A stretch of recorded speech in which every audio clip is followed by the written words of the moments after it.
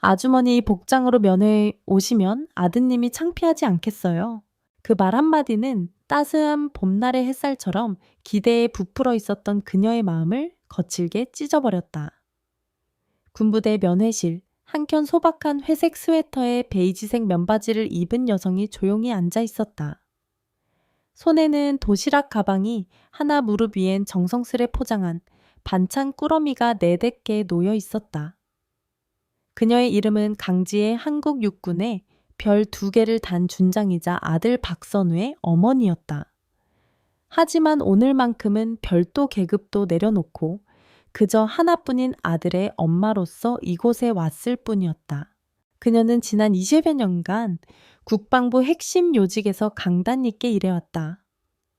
수많은 결정을 내리고 작전과 전략 사이에서 냉철하게 판단해온 그녀였지만 단 하나 아들에겐 언제나 미안한 엄마였다.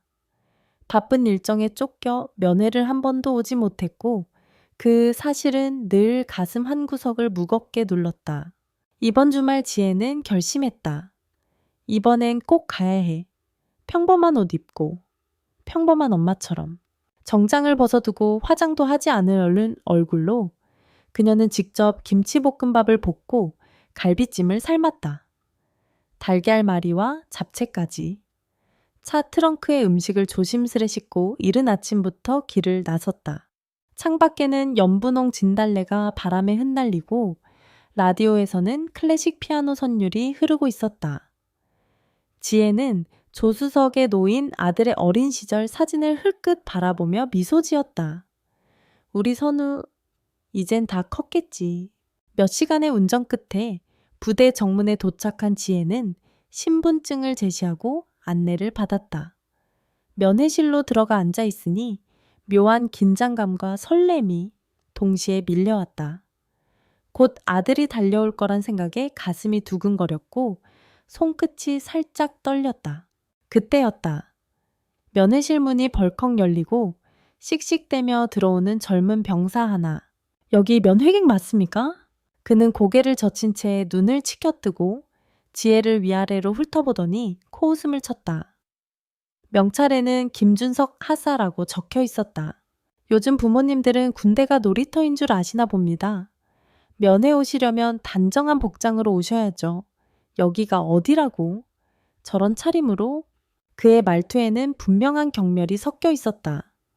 목소리는 컸고 주변에 있던 병사 하나가 눈치를 보며 고개를 숙였다. 지혜는 당황했지만 내색하지 않았다. 군복을 입지 않은 자신은 단지 아주머니일 뿐이라는 걸 잘 알고 있었다. 그저 조용히 웃으며 대답했다. 죄송합니다. 앞으로는 더 신경 쓰겠습니다. 하지만 그 말은 김하사의 오만함을 자극한 듯 보였다.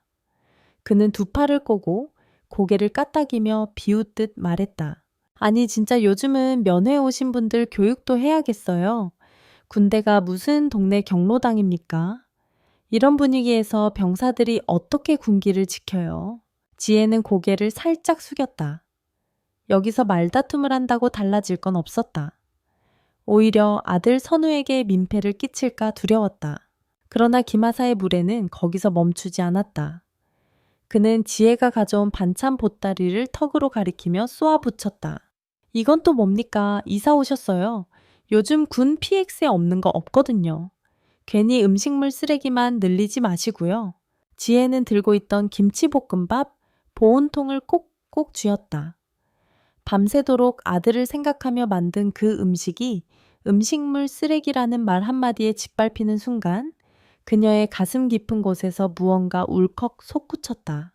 그때 문이 열리고 박선우가 얼굴을 내밀었다. 엄마. 선우의 눈이 커지고 입깬 미소가 번졌지만 곧이어 김하사가 소리쳤다. 야, 박선우 지금 상관 얘기 중인데 어디서 끼어드나. 그리고 내 어머니한텐 확실히 전해 다음부턴 군 예절 갖추시라고. 선우는 당황해 어쩔 줄 몰랐고 지혜는 그의 얼굴을 보며 입술을 꽉 깨물었다. 하사님, 죄송합니다. 어머니께서 그런 뜻은 아니셨고. 됐어. 너도 요즘 버릇없어. 부모님이라고 다 이해받을 수 있는 시대 아니야. 그 순간 지혜는 조용히 일어섰다. 그녀의 눈가는 붉게 물들어 있었지만 목소리는 평온했다. 선우야, 엄마는 이만 가야겠다. 다음에 좀 더 길게 보자. 그녀는 아들의 손을 살며시 잡았다가 놓고 묵묵히 면회실을 나섰다. 김하사는 그녀의 뒷모습을 보며 혀를 찼다. 정신 좀 차리고 오시라고 하세요. 우리 군대도 체면이란 게 있으니까. 지혜의 발걸음은 무거웠다. 봄바람도 진달래도 따스한 햇살도 그녀의 눈물 앞에서는 아무런 위로가 되지 못했다. 강지혜의 손은 운전대를 꼭 쥐고 있었지만 앞이 제대로 보이지 않았다. 눈물이 멈추지 않았다. 그녀는 거울을 통해 마지막으로 본 아들의 얼굴을 떠올렸다. 창피함과 죄송함, 그리고 무력감이 뒤섞인 그 표정은 잊을 수 없는 상처였다. 내가 엄마로서 오늘 제대로 해준 게 하나도 없네. 차 안은 조용했다. 라디오도 껐고 창밖엔 어둠이 서서히 내려앉고 있었다. 서울로 돌아가는 고속도로 위 차량들은 무심히 지나는 불빛이었고 지혜는 그 불빛 하나하나에 마음을 기대듯 바라보았다. 그녀는 오래전 기억을 떠올렸다. 한때 그녀도 아들과 같은 나이에 훈련소에 들어갔다. 여성 장교 1기였던 시절 차별과 조롱 무시 속에서도 오로지 나라를 지키고 싶다는 신념 하나로 버텼다. 그녀의 어머니 오미숙 여사는 격렬히 반대했었다. 여자가 왜 군대를 가니? 집에서 시집이나 가지. 그 말에 울며 짐을 싸던 21살의 지혜. 그리고 지금 아들의 앞에서 아무것도 해줄 수 없는 15살의 지혜. 그녀는 차를 갓길에 잠시 멈췄다. 엔진은 꺼졌고 그녀는 조용히 울음을 삼켰다. 이렇게 돌아가는 게 맞는 걸까? 그 병사의 무례함을 그냥 참아야 하는 걸까? 우리 선우는 앞으로 저런 인간 밑에서 군 생활을 할 텐데 수없이 많은 생각이 머릿속을 뒤엎었다. 그녀는 핸드백에서 휴대폰을 꺼냈다. 한 이름을 보며 손가락이 망설였다. 이연빈. 그는 강지혜의 군 동기이자 현재 국방부의 핵심 보직인 참모차장이었다. 수십 년간 함께 고생했던 말없이 등을 맡길 수 있는 유일한 존재. 하지만 그녀는 망설였다. 개인 감정으로 전화를 걸어 군 전체를 흔드는 게 맞을까? 혹시 선우에게 불이익이 돌아오면 어쩌지? 하지만 이건 단순한 모욕이 아니었다. 한 병사가 한 장군의 정체를 몰라봤다는 것이 아니라 한 어머니를 향해 상식과 예의를 벗어난 언행을 했다는 사실이 그녀를 더 참기 어렵게 만들었다. 결국 그녀는 전화를 걸었다. 통화음은 3번 울리고 연결되었다. 지혜야, 웬일이야. 이 시간이면 너 야근 중 아니었어. 근데 목소리가 왜 그래? 현빈의 목소리는 익숙했고 날카롭게 그녀의 상태를 감지했다. 지혜는 한동안 말을 잇지 못했다. 숨을 고르고 울음을 삼키며 겨우 말을 꺼냈다. 현빈아, 오늘 나 선우 면회에 다녀왔어. 근데 거기서 아주 끔찍한 일을 겪었어. 현빈은 더 이상 묻지 않았다. 그녀가 말할 수 있을 때까지 기다려주었다. 지혜는 천천히, 그러나 차분하게 오늘 있었던 일을 설명했다. 어떻게 병사가 자신을 모욕했고 그 자리에서 아들이 어떤 표정을 지었는지 그리고 어떻게 돌아섰는지 이야기를 다 듣고 난 뒤 현빈의 목소리는 더 이상 온화하지 않았다. 그게 진짜야. 그 하사놈이 감히 면회실에서 우리 장군, 아니 한 아이의 엄마를 그렇게. 그의 목소리는 점점 낮아졌고 이내 분노로 가득 찼다. 지혜야 말해. 그놈 이름 소속 계급. 내가 당장 직접 처리한다. 지혜는 잠시 고개를 숙인 채 숨을 내쉬었다. 그리고 조용히 말했다.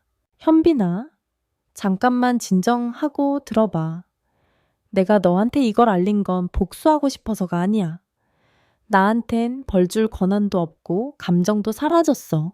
근데 이건 그냥 개인의 일탈이 아니라 군 전체의 문제일 수도 있다는 생각이 들어.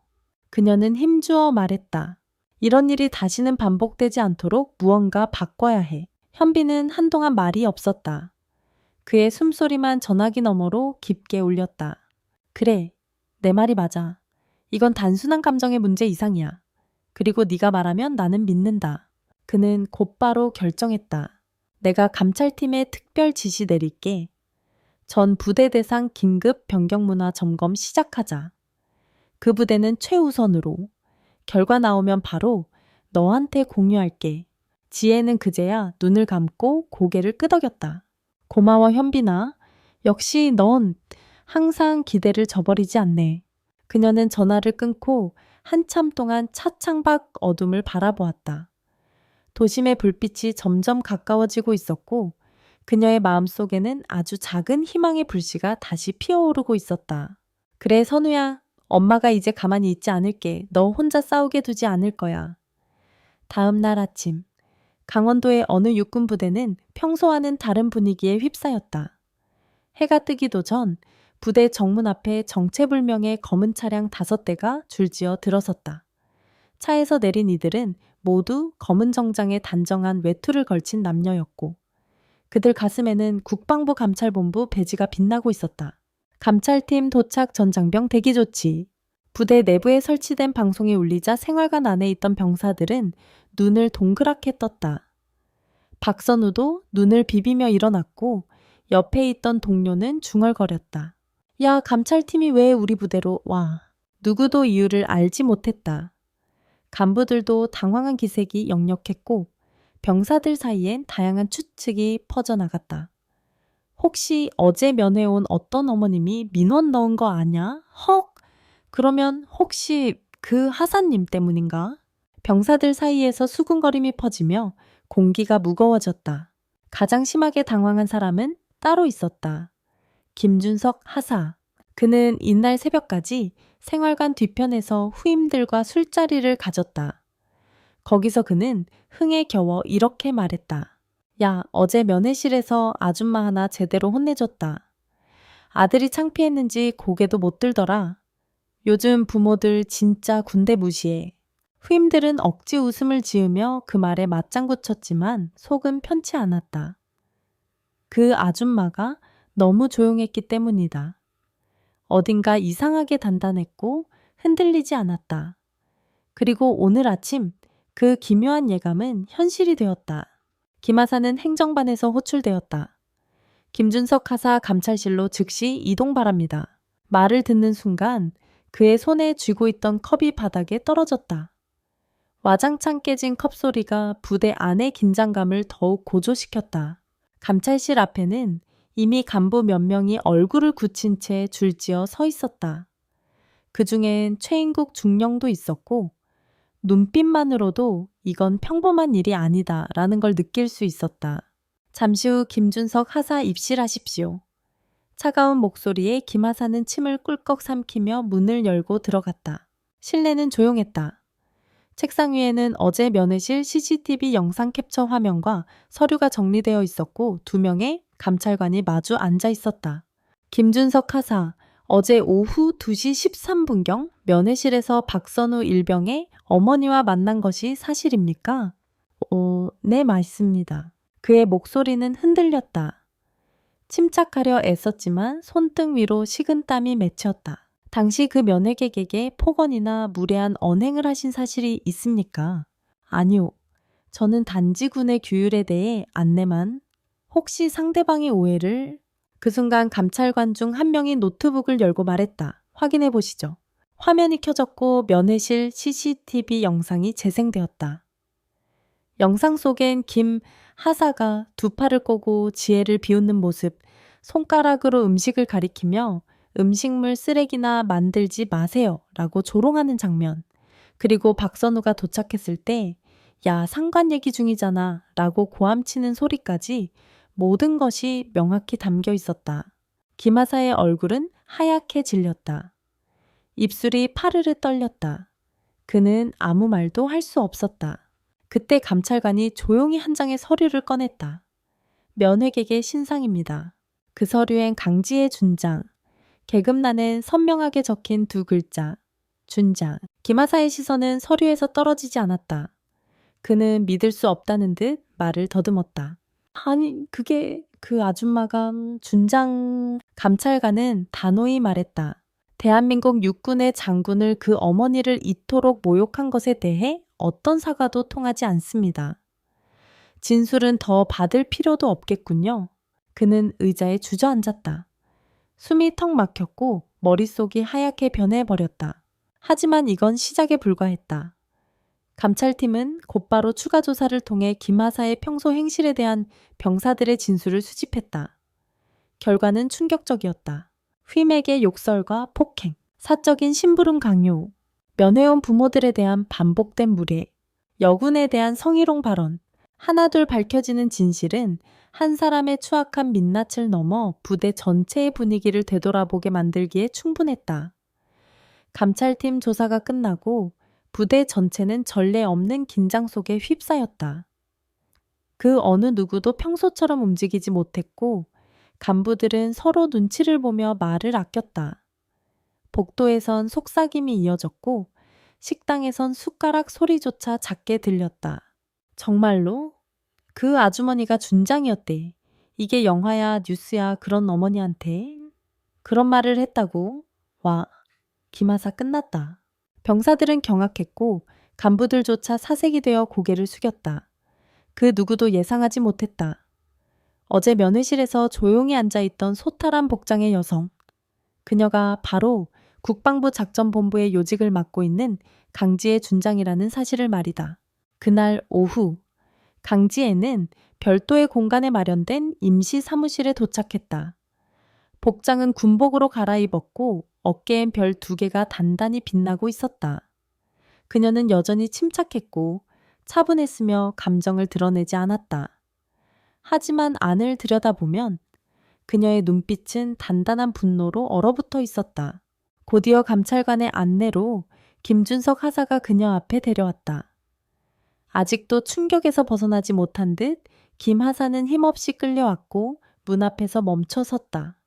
그는 고개를 들 수 없었다. 그 순간 그녀의 계급장을 보자마자 그는 완전히 주저앉아 버렸다. 장군님, 제가 정말 죽을 죄를 지었습니다. 그날 면회실에서 제가 미쳐 눈이 멀어. 그는 바닥에 엎드려 울기 시작했다. 목소리는 떨렸고 몸은 경련처럼 흔들렸다. 장군님, 제발 한 번만 용서해 주십시오. 그땐 정말 몰랐습니다. 아니, 알았다 해도 그랬다면 저는 사람도 아닙니다.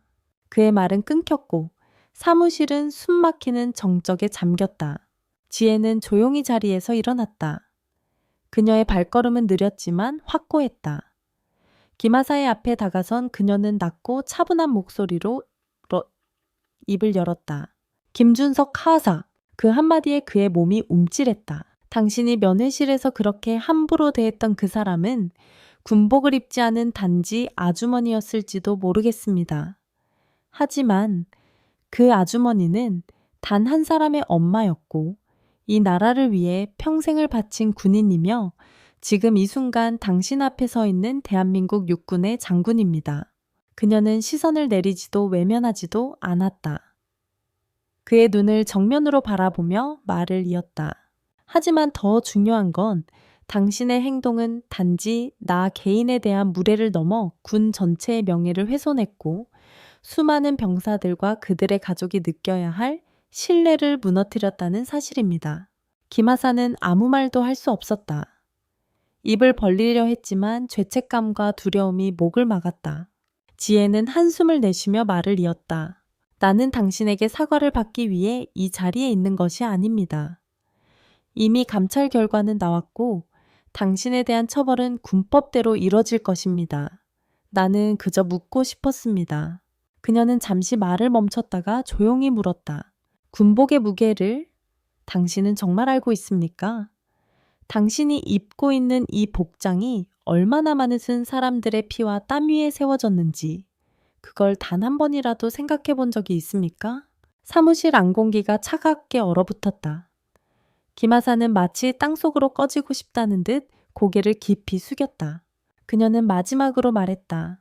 나는 당신이 앞으로 어떤 삶을 살게 될지 알지 못합니다. 하지만 단 하나. 당신이 오늘의 이 사건을 잊지 않고 당신의 언행이 다른 누군가에게 어떤 상처가 되었는지를 죽을 때까지 기억하길 바랍니다. 그 말이 끝났을 때 감찰관이 조용히 다가왔다. 하사 김준석 규율 위반 및 상관 모욕 상습적 인권 침해로 전 장병 앞에서 징계 통보가 내려질 예정입니다. 김하사는 더 이상 울지도 못했다. 그저 바닥에 엎드려 말없이 흐느끼는 것밖에 할 수 없었다. 지혜는 천천히 등을 돌렸다.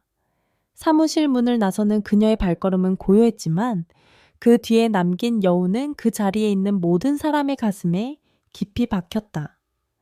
면회실에서 돌아온 날 밤 박선우는 침상에 누워 천장을 바라보고 있었다. 어둠이 내려앉은 생활관은 조용했지만 그의 머릿속은 소란스러웠다. 눈을 감으면 자꾸 떠오르는 장면. 김하사의 고함 소리, 무릎 꿇은 어머니의 뒷모습, 그리고 아무것도 하지 못한 자기 자신. 내가 그 자리에 없었다면 엄마는 얼마나 외로웠을까. 그는 눈을 떴다. 오랫동안 그는 자신의 어머니가 단지 높은 사람이니까 멋지다고 생각해왔다. 하지만 그날 그는 알았다. 어머니는 군인이기 전에 세상에 단 하나뿐인 어머니였고 상처 입은 인간이었다. 그녀가 떠나던 그 순간 선우는 그녀의 눈빛을 잊지 못했다. 말없이 입술을 꾹 다문 채 자신을 탓하지 않으려 애쓰는 어머니의 모습. 그 눈빛은 평생 잊지 못할 깊은 죄책감을 남겼다. 며칠 뒤 그는 소대장에게 조용히 말했다. 소대장님, 저 이번 감찰 이후에 병사들과 간부들 사이에 대화하는 자리를 만들어 보면 어떨까요? 소대장은 의외라는 듯 고개를 들었다. 갑자기 왜 그런 생각을 하게 됐나? 선우는 주저하지 않았다. 그냥 저희 중에 말을 잘 못하는 친구들이 많거든요. 하지만 누군가는 들으려고 노력해야 하잖아요. 그날 이후 선우는 자율적으로 조고고충 나눔의 날을 제안했다. 그는 몇 명의 동기들과 함께 병사들이 안전하게 의견을 나눌 수 있는 작은 모임을 만들었고 그 자리에서 처음으로 감정과 존중이라는 단어가 오갔다. 그리고 어느 날 작은 쪽지가 그의 침상에 놓여 있었다. 박선우 일병님 덕분에 저는 이제야 숨 쉬는 것 같아요. 감사합니다. 유민정 이병. 민정 여군으로서 늘 소외되고 조용했던 그 병사가 처음으로 목소리를 내는 순간이었다. 그 무렵 강지의 준장 역시 국방부 내에서 중대한 제안서를 제출하고 있었다. 제목은 병경 내 소통체계 개선 및 장병 인권보호 종합대책. 그녀는 이 사건을 단순히 한 병사의 일탈로 보지 않았다. 그날 면회실에서 벌어진 모욕은 단지 김하사 개인의 문제라기보다는 군대 안에 깊숙이 자리 잡은 무관심 권위주의 무지의 상징이었다. 그녀는 문서에 다음과 같이 적었다. 병사는 단지 명령을 수행하는 존재가 아니다. 그들 역시 누군가의 소중한 자식이며 누군가의 삶 전체를 바꾸는 선택을 하고 있는 사람들이다. 그녀의 제안은 곧 회의로 이어졌고 일부 보수적인 장성들은 반대의 뜻을 조심스레 내비쳤다. 장군님, 너무 감성적인 접근 아닙니까? 군은 감정이 아니라 질서로 움직여야 합니다. 지혜는 담담하게 대답했다. 감정이 없으면 질서도 무너집니다. 서로를 모욕하고 외면하는 것이 진정한 궁의 유지라고 생각하십니까? 그 말에 회의실은 정적에 잠겼고 국방부 장관까지 나서서 그녀의 의견에 무게를 실었다. 며칠 뒤 부대로부터 감사 편지가 도착했다. 최인국 중령이 보낸 메일이었다.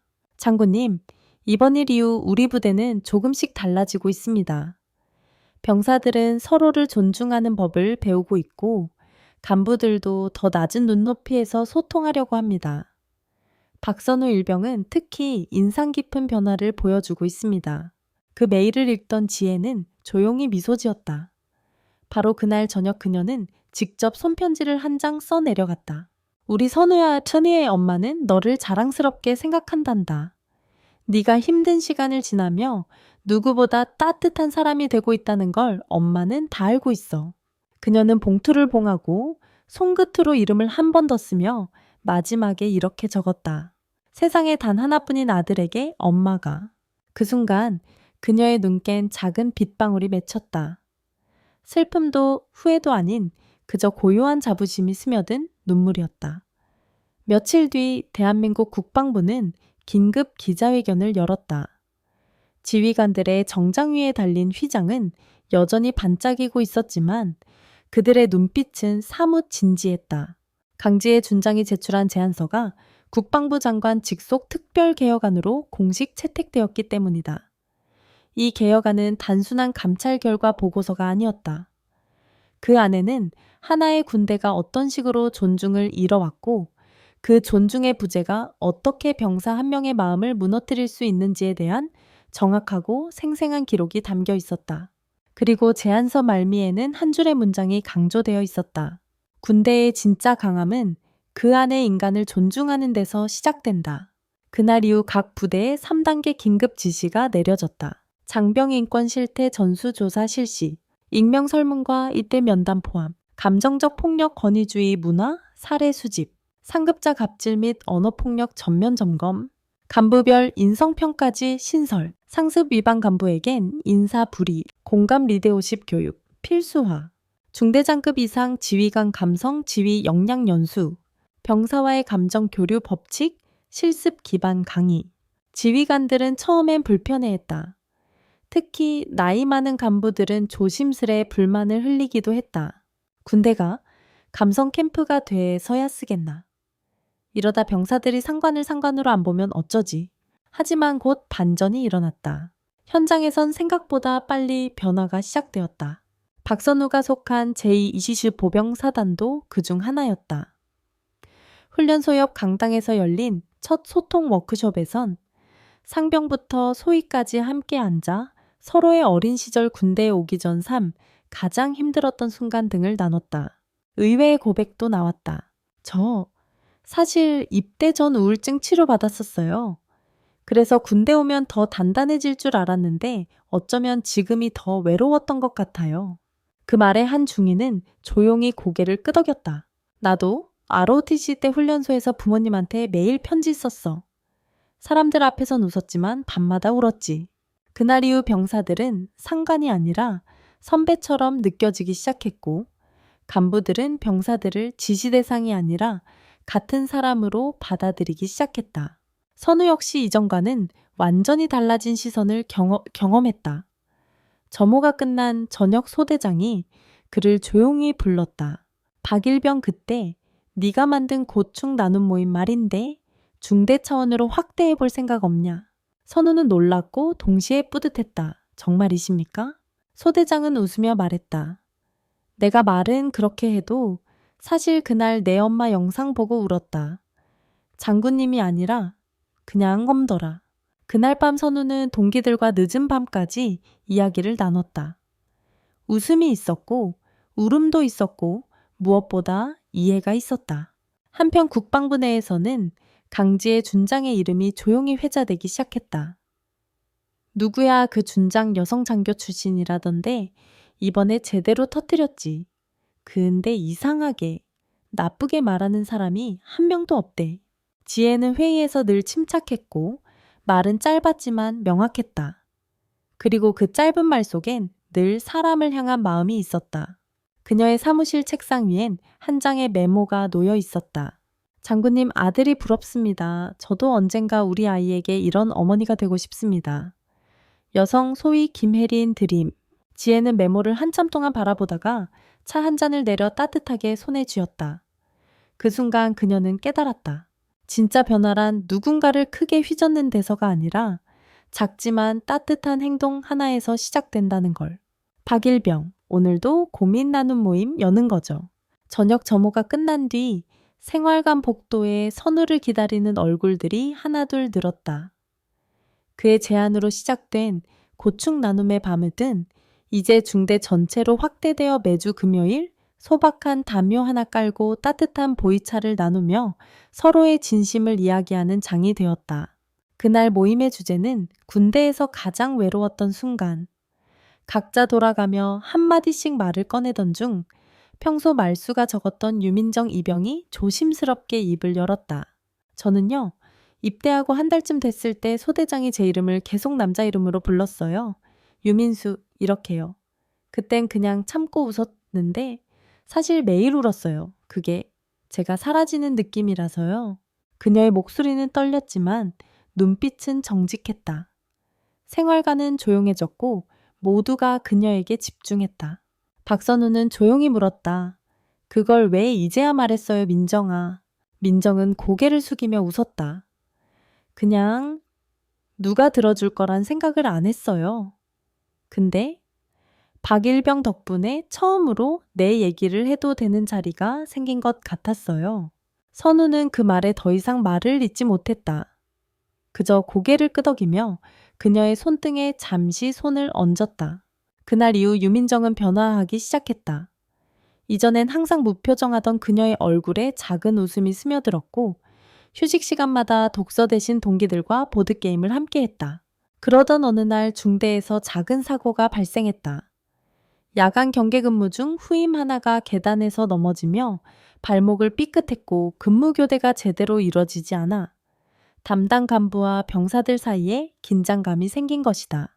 사건을 둘러싼 회의에서 간부들은 책임을 묻기 시작했다. 도대체 근무일지를 누가 마지막으로 확인한 겁니까? 보고 누락이라면 간부 실책입니다. 인정합니까? 묵묵부답의 분위기 속에서 선우가 손을 들었다. 제가 확인했었습니다. 간부들이 놀라 그를 바라봤다. 자네는 해당 소대 소속도 아닌데 왜? 그 친구가 제게 힘들다고 먼저 이야기했었거든요. 밤샘 근무가 2번 겹쳐 힘들다고 해서 제가 대신 점검했는데 미처 교대 상황은 못 챙겼습니다. 모든 책임은 제게 있습니다. 그의 말에 모두가 정적에 잠겼다. 그때 민정이 조용히 일어났다. 그건 아닙니다. 박일병이 없었다면 저도 오늘 같은 날을 못 버텼을 거예요. 그는 책임을 넘기지 않았습니다. 오히려 제 이야기를 처음으로 들어준 사람이에요. 그녀의 말에 다른 병사들도 고개를 끄덕였고 간부들은 처음으로 공감이라는 단어의 무게를 느꼈다. 그날 회의 후 대대장은 선우를 조용히 불렀다. 박일병 이번 사건에 대해 군법적으로 처분할 계획은 없습니다. 대신 당신에게 제안을 하나 하고 싶소. 무슨 제안이십니까? 우리 부대 내 인권옹호병을 신설하려 하네. 정식 명칭은 장병 소통 대리인이지. 병사들의 목소리를 대신 내주는 사람. 자네가 그 역할을 맡아주겠나? 선우는 순간 아무 말도 할 수 없었다. 군 생활 중 이런 직책은 들어본 적도 없었다. 하지만 그는 고개를 천천히 끄덕였다. 하겠습니다. 누군가의 방패가 되는 일이면 기꺼이 하겠습니다. 그날 밤 선우는 어머니 강지의 준장에게 편지를 썼다. 엄마, 나도 이제 엄마처럼 누군가의 마음을 지킬 수 있는 사람이 되고 싶어요. 그게 군인이든 친구든 누구든 간에 엄마가 만든 길 위에서 나도 작은 발자국을 하나 남겨볼게요. 그 편지를 읽은 지혜는 한참 동안 아무 말도 하지 못했다.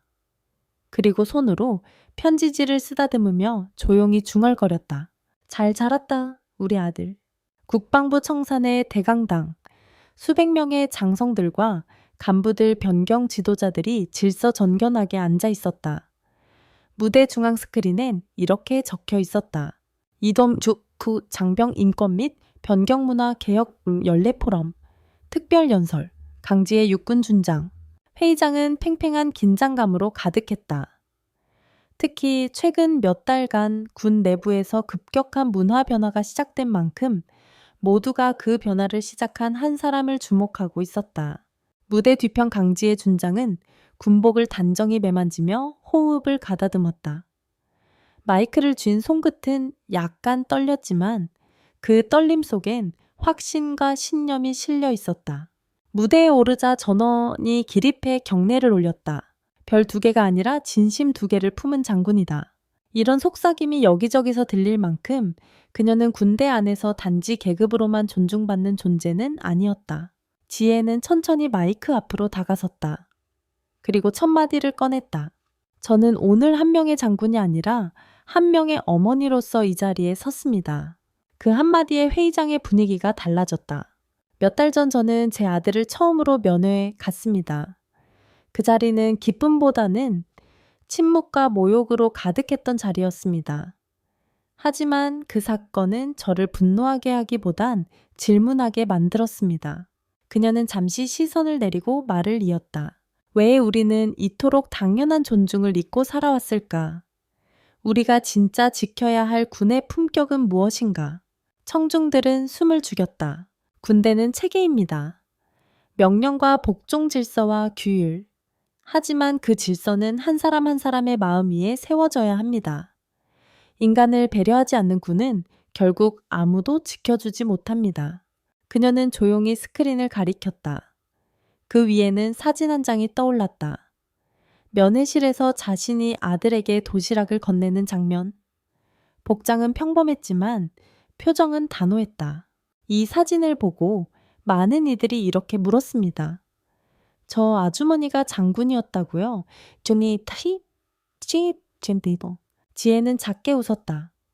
저도 제가 군인이기 전에 아주머니였음을 잊고 있었습니다. 그녀는 무대를 천천히 걸으며 말을 이어갔다. 이제 우리는 바꿔야 합니다. 지시하는 군대에서 공감하는 군대로, 두려움으로 묶는 군대에서 이해로 묶는 군대로. 그 순간 스크린에 또 다른 사진이 떴다. 박선우 일병이 소통 대리인으로 병사들과 이야기를 나누는 모습. 저 아이는 제 아들입니다. 그리고 지금은 수많은 병사들의 귀가 되어주고 있습니다. 그 변화는 여러분 모두의 손안에 있습니다. 발언이 끝나자 회의장은 아주 조용히 박수를 치기 시작했다. 그 박수는 곧 장내를 가득 채우는 찬사로 바뀌었다. 기립박수. 몇몇 장성은 눈가를 훔치고 있었다. 그날의 연설은 영상으로 전국 부대에 전송되었고 군 관련 커뮤니티에서도 군대가 처음으로 사람을 보았다는 찬사가 이어졌다. 연설을 마친 후 지혜는 서울 외곽 작은 부대 면회실로 향했다. 그곳엔 박선우가 기다리고 있었다. 선우는 그를 본 순간 활짝 웃으며 말했다. 엄마, 아니 장군님, 오늘 연설 영상 봤어요? 엄마 정말 멋졌어요. 지혜는 고개를 저으며 아들을 안아주었다. 내가 멋진 게 아니라 네가 나를 그렇게 만들어준 거야. 그들은 아무 말 없이 손을 맞잡았다. 한 세대와 또 한 세대 한 리더와 또 한 군인 서로를 지탱하는 손이었다. 늦봄의 햇살이 부드럽게 부대 마당을 덮고 있었다. 바람은 따스했고 진달래는 한창 피어 있었다. 그 풍경은 몇 달 전 강지혜가 처음 이곳을 찾았던 날과 너무도 달랐다. 오늘은 박선우의 제대 전 마지막 면회 날이었다. 그는 아침부터 들뜬 기분을 감추지 못하고 이발을 하고 군복의 주름을 정갈히 다렸다. 하지만 무엇보다 그를 가장 긴장시키는 건 오늘 엄마가 다시 부대에 온다는 사실이었다. 선우야, 오늘 어머니 오신다며 생활관 선임이 미소를 지으며 물었다. 장군님이 우리 부대 영웅 아니셔. 덕분에 다들 진짜 사람 굿이라며 살고 있잖냐. 선우는 겸연쩍게 웃으며 고개를 숙였다. 그냥 엄마니까요. 장군님보다 전 그게 더 좋아요.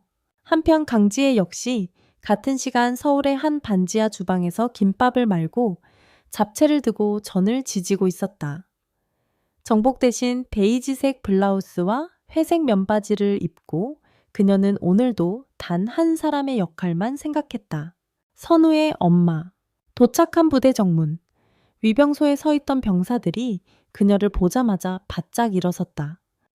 아니 어머니 좀 다녀오셨습니까? 그녀는 미소로 답하며 고개를 끄덕였다. 나 오늘은 그냥 엄마야. 계급은 집에 두고 왔어. 면회실로 안내하는 발걸음은 조심스러웠지만 그 눈빛은 평온했고 어딘가 따뜻한 자부심이 번졌다. 길을 따라 지나가는 간부들과 병사들은 하나같이 경례를 하며 고개를 숙였다.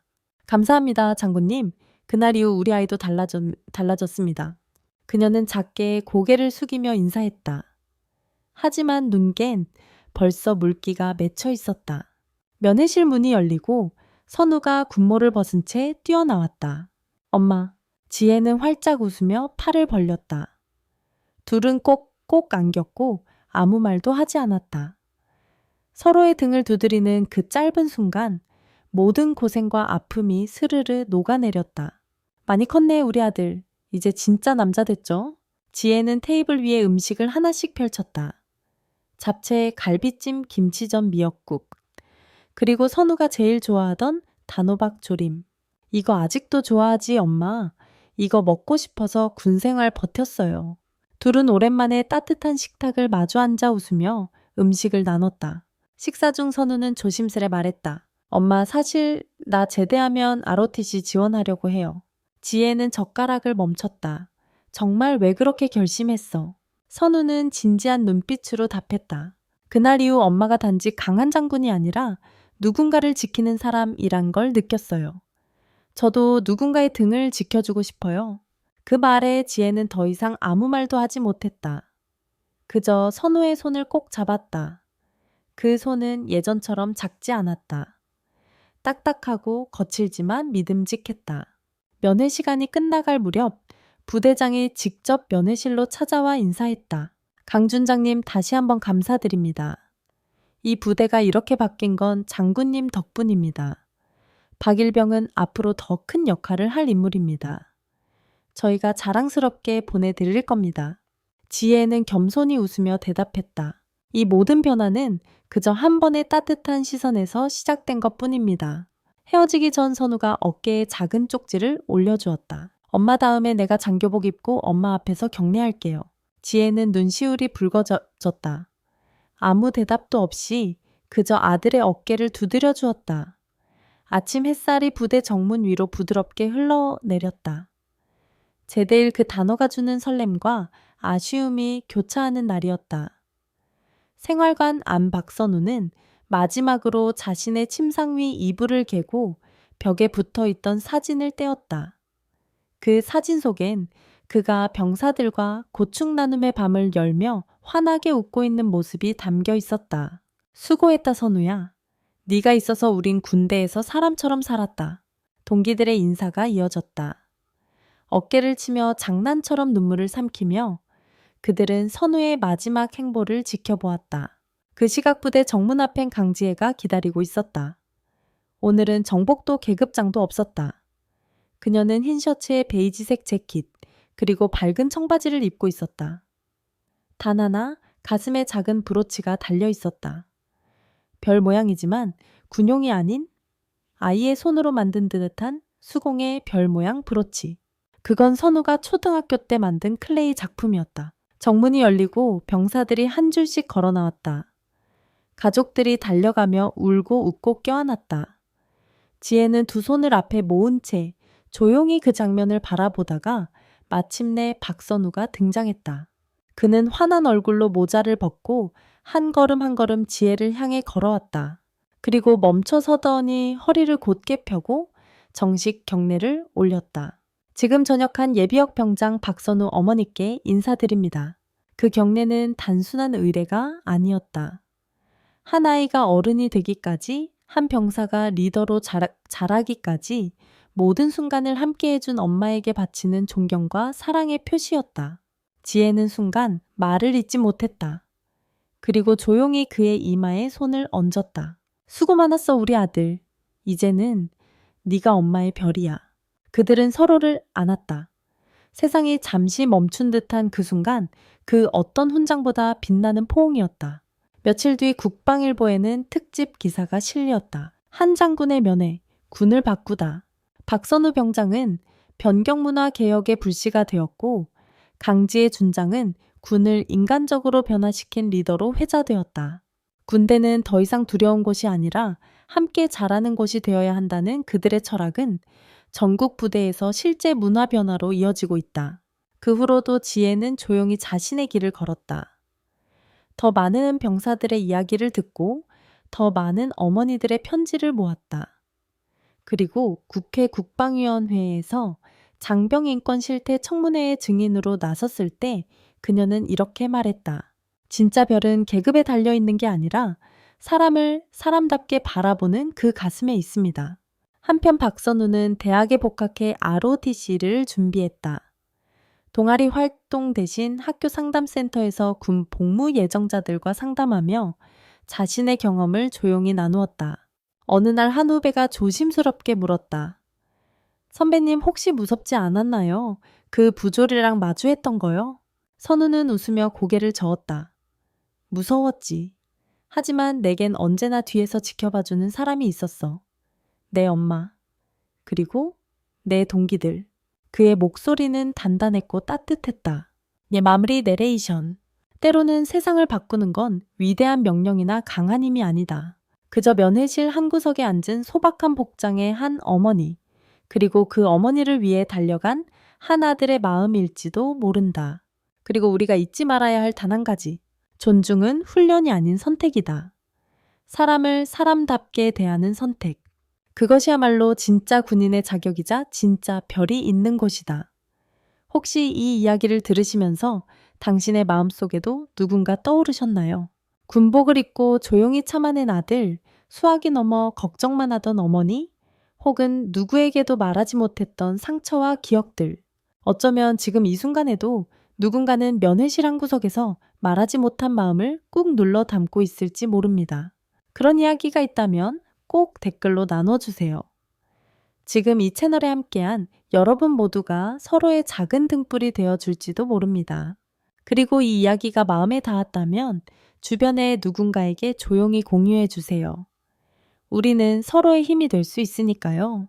당신의 이야기를 기다립니다. 댓글로 남겨주세요. 그리고 공유해 주세요. 함께 나누면 그 울림은 더 멀리 퍼질 테니까요. 이상으로 오늘의 이야기, 그날 아주머니는 장군이었다. 마무리하겠습니다. 끝까지 함께 해주신 모든 구독자 여러분, 진심으로 감사합니다. 그리고 사랑합니다.